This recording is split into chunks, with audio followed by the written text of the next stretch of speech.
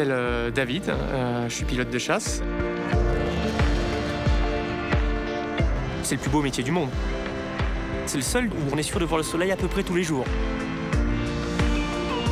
On a un sentiment de bien-être, un sentiment d'épanouissement. Une sensation de glisse, de puissance et de force, puisqu'on peut monter très très rapidement. Tout ce genre de choses, c'est difficile à décrire, mais c'est un métier de passion. Chaque vol, chaque mission est différente. On apprend à rester humble devant la mission. Et si jamais on oublie, on a des gens en dessous de nous pour nous le rappeler. Petit, aux alentours de l'âge de 10 ans, je commençais à m'intéresser aux avions, quels qu'ils soient. Et donc à 14 ans, j'étais en âge de commencer à voler au sein de petits coucous d'aéroclubs. Mais à 14 ans, on a également d'autres passions. C'était l'âge où on veut des mobylettes, un petit scooter. Et donc, ma mère m'a dit, écoute David, ça sera soit le scooter, soit les cours de pilotage. J'ai dû hésiter à peu près un quart de seconde.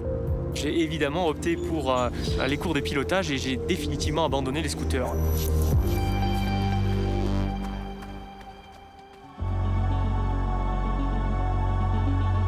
La première passe, en arrivant, tu resteras un FMO avec moi, on fera une reco.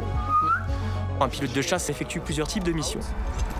Une mission de défense aérienne, d'abord sur le territoire intérieur, c'est ce qu'on appelle la police du ciel.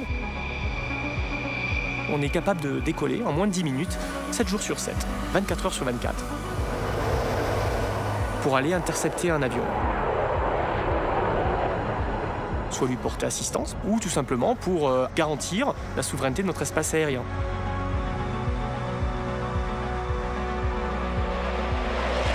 On effectue également des missions offensives, soit d'appui des troupes au sol, ou des missions de frappe dans la profondeur pour détruire des objectifs tactiques.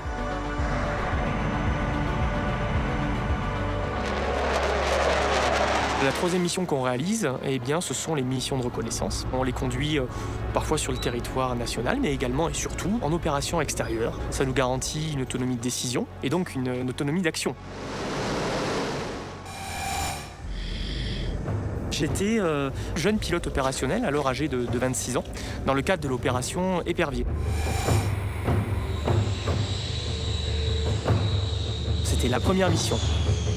Là, j'ai tout de suite été jeté dans le grand bain.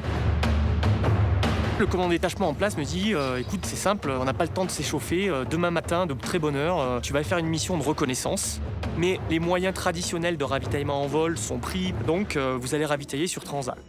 Pour moi, c'est le début de l'aventure opérationnelle, la vraie. Je suis en proie à un mélange d'excitation et d'appréhension. Là, l'appréhension, elle en prend un petit coup supplémentaire parce que pour moi, c'était la première fois que je ravitaillais sur cet avion qui est le Transal. C'était un avion qui évolue beaucoup plus lentement qu'un Mirage Afin.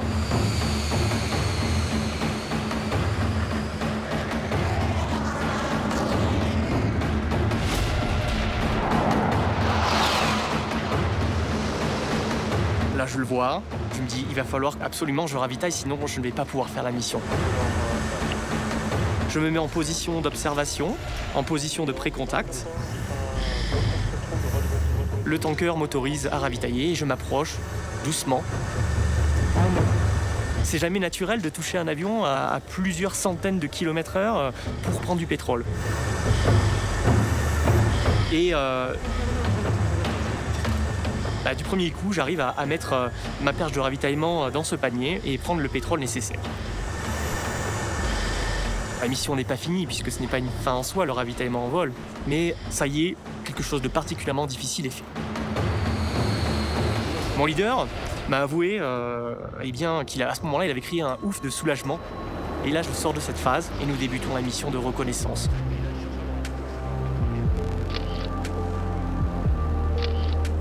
C'est un moment magique. C'est un souvenir qui restera marquant dans toute ma carrière. En fait, là, ce qu'on se dit, c'est que pour la première fois dans ma vie, je suis utile à quelque chose. Et en fait, c'est un point de départ. C'est parti. C'est parti pour de nombreuses années avec des aventures formidables.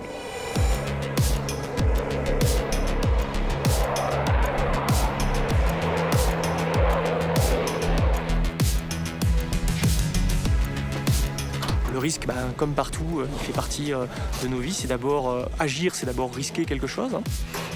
On prend du risque pour atteindre des objectifs, mais c'est un risque qui est mesuré. Un pilote de chasse, c'est pas une tête brûlée.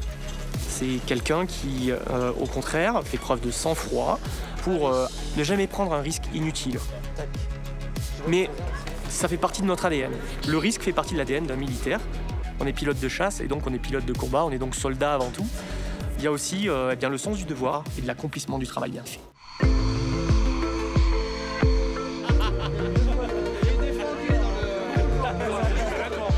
Un escadron de chasse, c'est une meute. On est très très proches parce qu'on vit des difficultés ensemble, on vit des moments riches ensemble, en particulier en opération. Il y a une ressource qui est nécessaire et essentielle, ça reste la cohésion, ce que nous appelons l'esprit de corps, la fraternité. Et pour moi, ce qui est très important, c'est de fédérer les énergies, pouvoir échanger avec les jeunes et tout simplement de commencer à pincer le flambeau le plus tôt possible.